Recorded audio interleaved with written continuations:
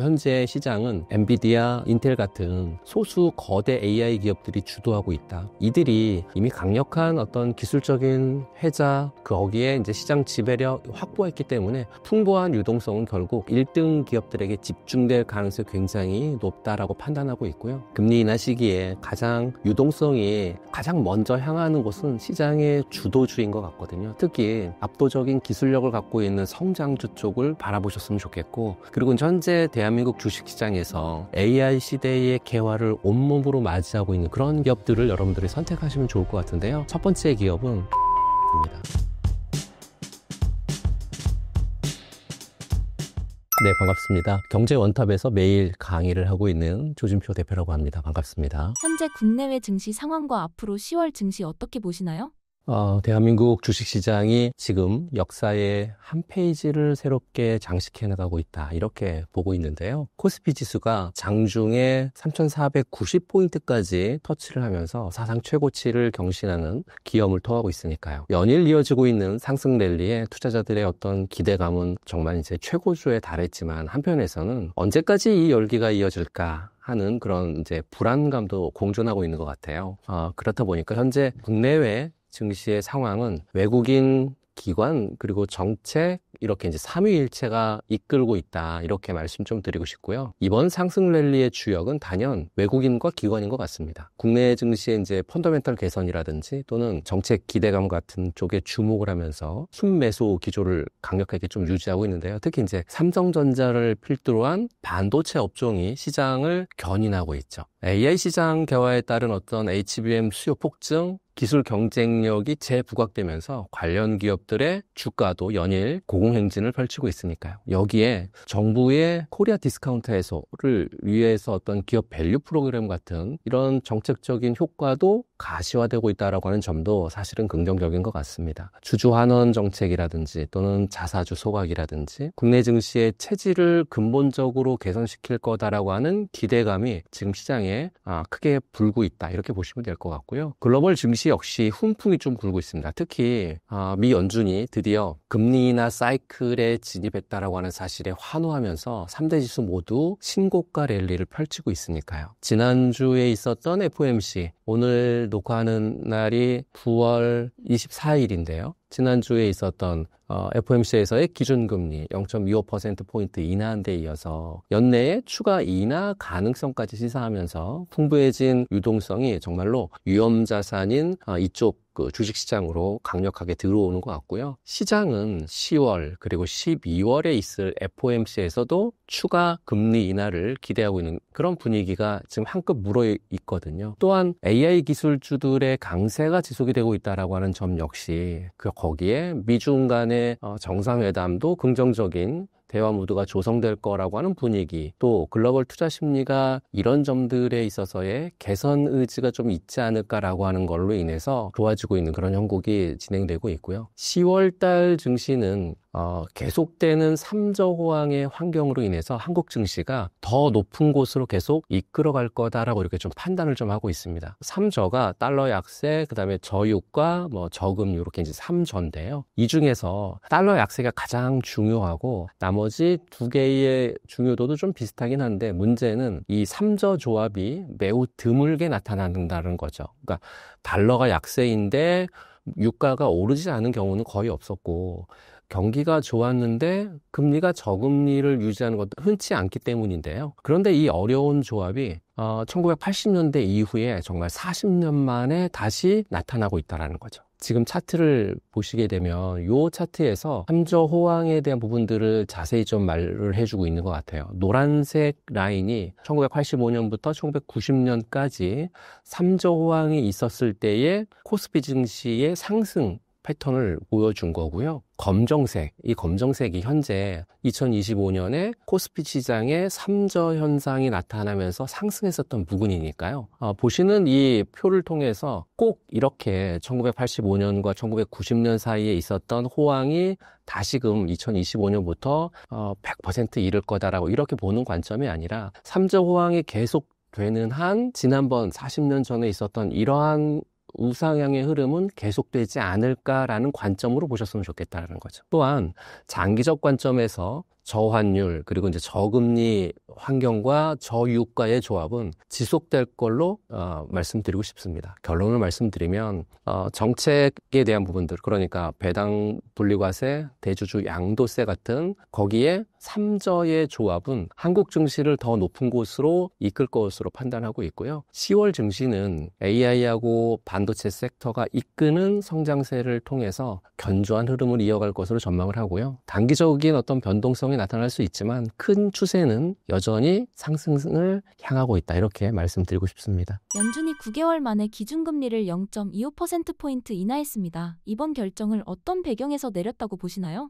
시장이 예상대로 9개월 만에 기준금리 0.25%포인트를 인하했죠. 이로써 길었던 금리 동결 시대가 이제 끝나고 마침내 통화정책의 방향이 전환이 되는 일명 피봇이 공식화되었는데요. 이번 금리 인하는 단순히 숫자를 변화시키는 그런 단계를 넘어서 세계 경제의 흐름을 좌우하는 연준의 정책 기조가 근본적으로 바뀌었다라고 알리는 정말 중요한 신호였거든요. 이번 금리 인하의 가장 결정적인 배경은 사실은 고용시장의 둔화였습니다. 그동안 미국 경제의 견고함을 자랑했었던 고용지표에 금이 가기 시작했다라는 거죠. 금리 인하 결정에 앞서서 발표가 됐었던 8월 비농업 부분의 고용 숫자가 정말 예상치를 크게 밑도는 2만 명 정도 부근에 그쳤으니까요. 이렇게 되면 팬데믹 이후에 가장 낮은 수치 중에 하나로 연준에게 정말 강력한 경고등이 켜졌음을 의미하는 부분들이었거든요. 또한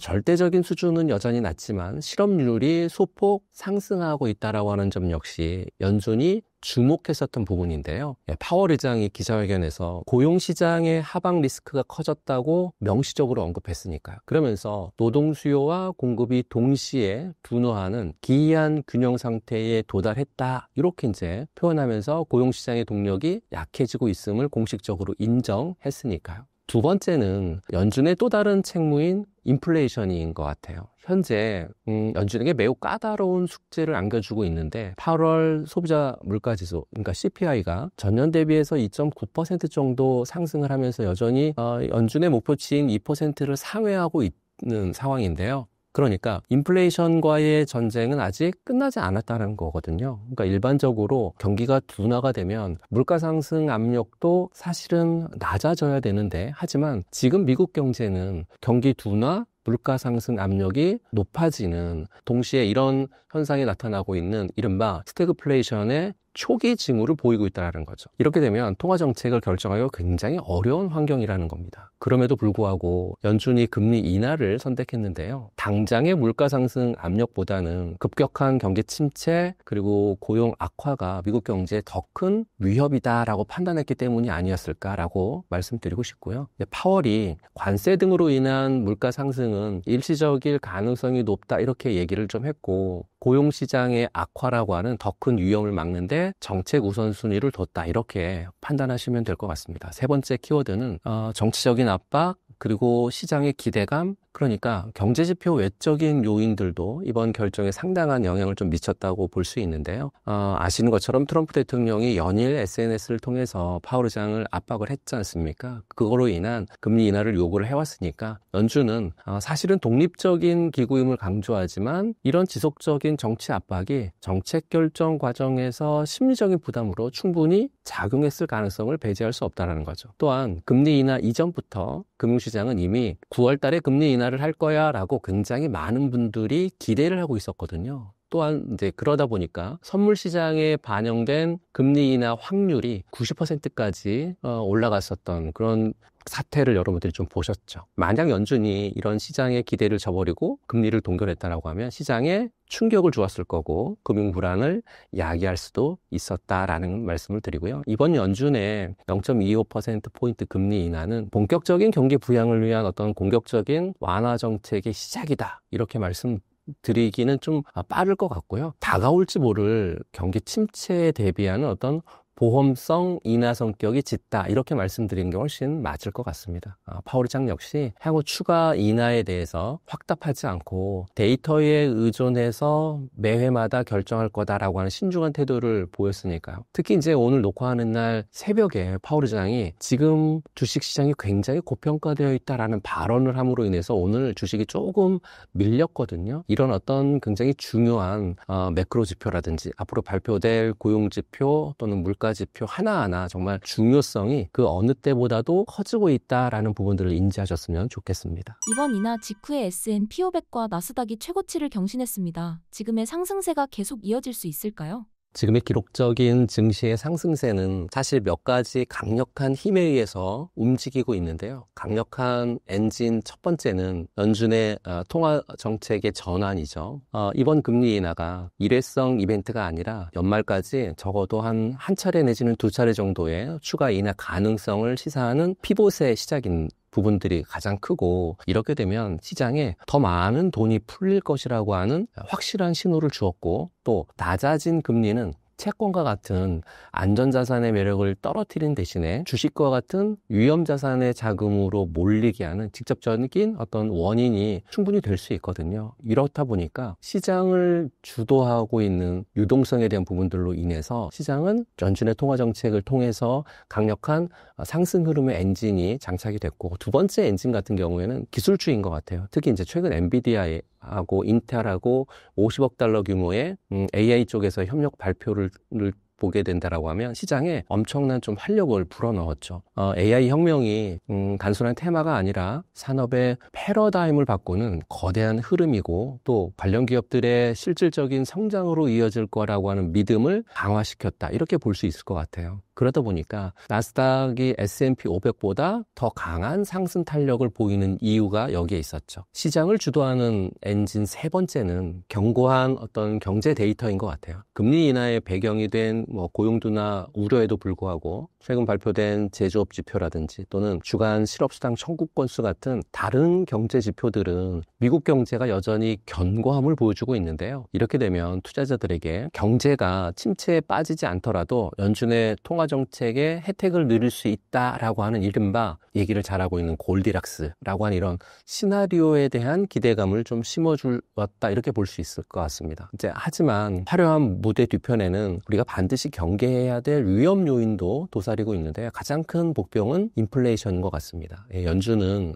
고용시장 둔화를 막기 위해서 금리 인하를 단행했지만 소비자 물가는 여전히 연준의 목표치인 2%를 상회하고 있거든요. 만약 앞으로 발표될 물가 지표가 다시 상승하는 모습을 보인다라고 하면 연준은 추가 금리 인하를 망설일 수밖에 없죠. 이렇게 되면 시장의 가장 큰 기대 동력이었던 유동성 공급이 중단될 수 있다라고 하는 그런 의미이고, 증시에 즉각적인 충격을 줄 수 있는 가장 강력한 하방 요인으로 볼 수 있을 것 같습니다. 두 번째 복병은 나홀로 랠리의 함정인 것 같아요. 지금의 지수 상승이 어떻게 보면 시장 전반의 건강한 상승세가 아닐 수 있다라고 하는 점인데요. 데이터를 자세히 들여다보면 사실은 매그니피센트 7이라고 불리는 소수의 거대 기술주들이 지수 상승을 견인하고 있을 뿐, S&P 500에 속한 나머지 기업들의 주가 흐름은 상대적으로 부진한 모습을 보이고 있다는 겁니다. 이렇게 되면 시장의 체력이 약해지고 있다라고 하는 신호일 수 있고, 만약 이들 주도주가 흔들릴 경우에는 지수 전체가 급격하게 무너질 수 있는 취약성을 내포하고 있다, 이렇게 보시면 될 것 같습니다. 지금의 시장은 유동성과 기술주 혁신이라고 하는 정말 강력한 엔진 덕분에 순항하고 있는데요. 이 상승의 흐름을 즐기는 것은 사실은 현명한 투자자분들의 자세라고 말씀드리고 싶고요. 하지만 우리가 파티가 언제쯤 끝날 수 있을지에 대한 부분들은 사실은 인지를 좀 하고 있어야 될 것 같고, 가장 중요한 건 인플레이션 데이터의 변화, 그리고 시장 상승의 폭, 그리고 다가올 기업 실적 발표를 예의주시하면서 위험 관리의 끈을 놓아서는 안 된다, 이렇게 말씀드리고 싶습니다. 어떤 업종이나 섹터가 이번 금리 인하의 직접적인 수혜를 받을 수 있을까요?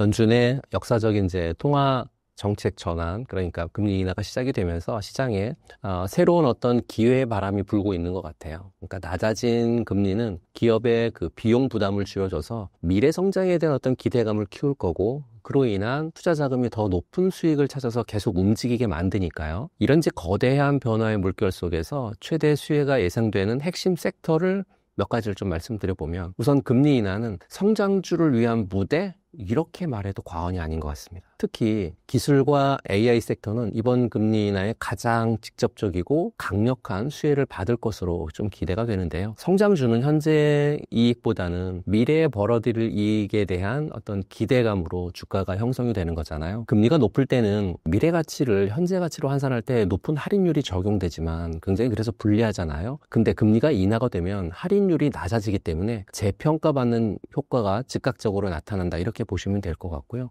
또한 AI나 또는 반도체 그리고 뭐 소프트웨어 같은 기술 기업들은 막대한 자금을 연구 개발과 또 시설 투자에 쏟아붓는데, 금리 인하는 이들의 자금 조달 비용을 낮춰줘서 더욱 과감한 투자를 가능하게 하거든요. 이렇게 되면 기술 혁신과 시장 지배력 강화라고 하는 선순환으로 이어진다, 이렇게 보시면 될 것 같습니다. 그리고 현재 시장은 엔비디아 또는 인텔 같은 소수 거대 AI 기업들이 주도하고 있다. 이들이 이미 강력한 어떤 기술적인 혜자, 거기에 이제 시장 지배력 확보했기 때문에 풍부한 유동성은 결국 이들 1등 기업들에게 집중될 가능성이 굉장히 높다라고 판단하고 있고요. 두 번째 섹터는 대형 기술주가 스포트라이트를 받는 동안에 중소형주는 조용하지만 가장 폭발적인 반등을 준비하고 있다, 이렇게 말씀드리고 싶습니다. 러셀 2000 지수가 사상 최고치를 경신한 것도 바로 그 증거인데요. 그러니까 대기업보다 재무 구조가 상대적으로 취약하고 또한 변동금리로 대출 비중이 높은 중소기업들이 금리 인하 시기에 가장 먼저 이자에 대한 부담을 덜 수 있고, 그렇게 되면 곧바로 기업의 순이익 개선으로 직결이 돼서 가장 확실한 호재가 될 수 있거든요. 또 금리 인하는 경기 침체를 막기 위한 선제적인 조치로 보는 그런 관점도 있습니다. 만약 미국 경제가 침체를 피하고 연착륙에 성공한다라고 하면 내수 경기에 민감한 중소형주들의 실적은 가장 빠르게 회복될 것으로 판단하고 있고요. 그리고 지난 몇 년 동안 시장의 관심이 사실은 대형주에 많이 쏠렸는데요. 중소형주는 저평가된 상태로 남아있는 그런 종목들이 굉장히 많죠. 그러면 풍부한 유동성은 새로운 투자처를 찾기 마련이고, 가격 부담이 적고 성장 잠재력이 큰 중소기업 같은 경우에는 투자자들에게 매우 매력적인 선택지가 될 것으로 생각을 하고 있고요. 세 번째 주목할 섹터는 바로 바이오테크인 것 같습니다. 이 섹터는 기술 성장주와 또 중소형주의 특징 모두 갖고 있기 때문에 금리 인하 시기에 시너지를 낼 수 있다고 볼 수 있는데, 신약 개발에 평균 10년 내외가 이제 소요가 되거든요. 그러면 그 기간 동안에 수백에서 수천억 원 정도의 막대한 자금이 필요하고, 바이오테크 기업 같은 경우에 대부분 외부 자금 조달에 의존을 하는데, 금리 인하는 이들의 자금 조달 환경을 좀 극적으로 개선시켜줘서 임상시험이라든지 연구개발 같은 것을 좀 지속할 수 있게끔 그렇게 만들어주는, 어떻게 보면 생명줄과 같은 역할을 하고 있죠. 현금을 많이 보유한 빅파마들은 금리가 낮아진 시기를 활용해가지고요, 정말 유망한 기술을 갖고 있는 작은 바이오테크 기업들을 적극적으로 인수하려고 하는 경향이 굉장히 강합니다. 이렇게 되면 바이오 섹터 전반에 활기를 불어넣고 기업 가치를 재평가하게 되는 그런 계기가 된다라고 말씀드리고 싶습니다. 그리고 이제 신약 개발의 성공 같은 경우에 미래에 엄청난 가치를 창출하잖아요. 따라서 바이오테크 주식 역시 금리 인하에 따른 미래 가치 할인율 하락 효과를 톡톡히 누릴 수 있는 그런 대표적인 성장주라고 이렇게 말씀드리고 싶습니다. 이번 금리 인하 국면에서 가지고 있는 현금으로 꼭 사야 할 하반기 종목은 무엇인가요? 그러면 섹터를 말씀드렸다라고 하면 이제 종목으로 말씀을 좀 드릴게요. 금리 인하 시기에 가장 유동성이 가장 먼저 향하는 곳은 시장의 주도주인 것 같거든요. 특히 압도적인 기술력을 갖고 있는 성장주 쪽을 바라보셨으면 좋겠고, 그리고 현재 대한민국 주식시장에서 AI 시대의 개화를 온몸으로 맞이하고 있는 그런 기업들을 여러분들이 선택하시면 좋을 것 같은데요. 첫 번째 기업은 삼성전자입니다. 삼성전자의 투자 포인트는 올해 하반기 AI 서버 투자가 폭발적으로 증가하고, 또 HBM 수요가 공급을 압도하는 공급자 우위 시장이 이제 펼쳐질 것으로 판단이 되는데요. 삼성전자 같은 경우에 업계 최고의 기술력, 생산 능력을 통해 가지고 HBM3 2단 그리고 차세대 6세대죠. HBM4까지 주도하며 시장 메모리 반도체 부분에 폭발적인 어떤 실적 개선이 기대가 되는 그런 종목이고, 단순한 반도체 업황의 턴어라운드를 넘어서 AI 시대의 핵심 공급자로서의 어떤 구조적인 성장 스토리가 시작이 됐다, 이렇게 보시면 좋을 것 같습니다. 또한 금리 인하는 대규모 설비 투자가 필수적인데요. 또 파운드리 사업의 어떤 자금 조달 비용을 낮춰주는 그러한 부분들도 없지 않아 있지만 최첨단 게이트 올 어라운드 공정을 통해서 안정화라든지 또 신규 대형 고객사가 확보가 가시화될 경우에는 사실 1등 자리를 내줬던 삼성전자로서는 2위라고 하는 꼬리표를 떼고 TSMC하고의 격차를 줄이면서 기업 가치 재평가가 이루어질 결정적인 시기가 이번 시기가 아닐까 그렇게 말씀을 좀 드리고 싶어서 삼성전자는 단기적인 트레이딩보다는 꾸준하게 긴 안목으로 좀 보셨으면 좋겠다 그런 말씀을 드리고 싶고요. 두 번째 섹터에서 보실 만한 종목은 이제 바이오 섹터인데요. 바이오 산업 같은 경우에 신약 개발을 위해서 막대한 R&D 비용이라든지 장기간의 투자가 필수적인데 대표적인 성장 섹터 중에 하나거든요. 그런데 금리 인하가 진행이 되면 조달 비용 감소라든지 또는 바이오 기업의 가치가 부각이 많이 될 그런 상황으로 전개될 수 있기 때문에 셀트리온 같은 이런 종목은 올해 하반기서부터 계속 좀 집중적으로 보셨으면 좋겠습니다. 미국 시장에 성공적으로 안착을 한 자가 면역 질환 치료제 진펜트라 굉장히 유명하거든요. 월가의 예상을 뛰어넘는 매출 성장을 이번에 또 보일 거고요. 또 셀트리온의 새로운 캐시카우로 자리매김을 충분히 할 수 있을 것 같은 그러한 상황이 현재는 전개가 되고 있고 하반기에 유럽 같은 타 지역으로서의 어떤 본격적인 확장도 현재 예정되어 있어서요. 실적 성장세가 더욱 가팔라질 거다 이렇게 판단을 하고 있습니다. 셀트리온 같은 종목도 단기적인 트레이딩보다는 앞서 말씀드린 삼성전자하고 비슷한 그런 안목으로 보시면 좋을 것 같고 마지막 섹터 부분의 종목은 네이버를 말씀을 좀 드리고 싶습니다. 금리 인하는 소비 심리 회복 그다음에 기업들의 광고비 집행 확대로 이어져서 플랫폼을 갖고 있는 기업에는 정말 우호적인 환경을 조성하거든요. 고금리 시기 동안에 비용 효율화라든지 또는 내실을 다지기에 집중했었던 네이버가 이제 AI라고 하는 새로운 성장 엔진을 장착하고 정말 2025년 하반기 화려한 부활을 준비하고 있다. 이렇게 볼 수 있을 것 같습니다. 네이버의 투자 포인트로 말씀을 드릴 것 같으면 네이버의 이제 자체 거대 언어 모델인 하이퍼클로바 X 많은 분들이 사용하고 계시잖아요. 검색이라든지 광고라든지 쇼핑 같은 핵심 서비스에 본격적으로 이제 접목하는 그런 부분들이 있는데 특히 AI 기반의 새로운 광고 상품들 같은 경우 광고주들에게는 더 높은 효율을 또 네이버에게는 더 높은 광고 단가를 가능하게 해서요. 본업인 광고 부분의 견조한 성장을 이끌 것으로 좀 판단하고 있습니다. 또한 도착 보장 서비스 같은 거 또 브랜드 스토어 강화 같은 버티컬 커머스 전략이 성과를 내고 있어서요. 크림 같은 C2C 플랫폼의 성장 역시 네이버 커머스의 새로운 성장 동력이 되고 있다. 이렇게 보시면 될 것 같습니다. 거래액 증가라든지 또 수익성 개선이 동시에 나타나고 있는 선순환 구조에 대한 부분들 요번에 진입을 할 수 있을 것 같아서 네이버 같은 이런 종목을 관심권에 두시면 좋지 않을까라고 말씀드리고 싶습니다.